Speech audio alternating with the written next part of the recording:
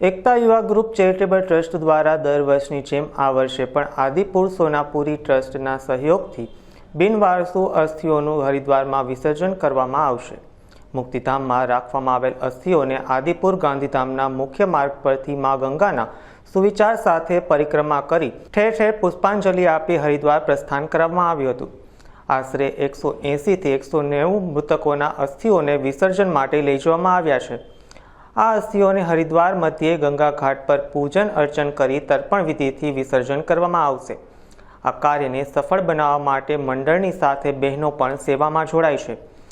હરિદ્વાર ગંગા ઘાટ પર ઝૂલેલાલ ભગવાનની આરતી સાથે મૃતકોની આત્માને શાંતિ અને મોક્ષ મળે તેવી પ્રાર્થના કરવામાં આવશે।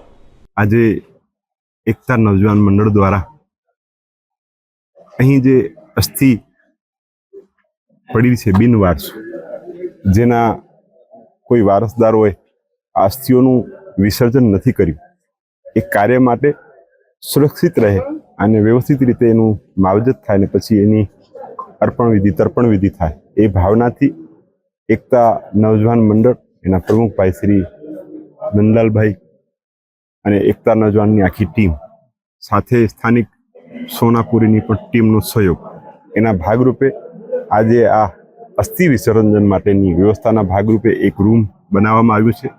ભાગે બળા તો રામ ભજ, વખત બળા કછુ દેત, અકલ બળી તો ઉપકાર કર, ધર્મ ધર્યા ફળ એ। માનવ દેહ જ્યારે મળ્યો છે ત્યારે આપણે પોતાના માટે કરીએ, પરંતુ જેનું કોઈ નથી એના માટે કંઈક કરવું જોઈએ। ત્યારે ભૂકંપ પછી બિનવારસુ અસ્થિઓ અહીંયા જે પડી હતી ને ભાઈ નંદલાલભાઈ ને એમની આખી ટીમને એક વિચાર આવ્યો, એમને કેમ આપણે પોતાના માની ને એમની અસ્થિઓનું વિસર્જન થાય, જેના કારણે એનું તર્પણ થાય, એમને મુક્તિ મળે।